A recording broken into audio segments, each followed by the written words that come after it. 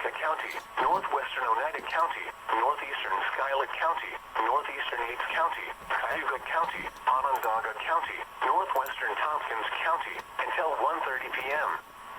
At 12:38 p.m., severe thunderstorms were located along a line extending from Lysander to near Kuka Park, moving east at 45 miles per hour. Hazard, 60 miles per hour wind gusts and penny-size hail. Source, radar indicated. Impact, expects damage to roofs, siding, and trees. Locations impacted include Onondaga, Syracuse, Clay, Cicero, Ithaca, Auburn, Delaware Witt, Lysander, Van Buren, and Baldwinsville.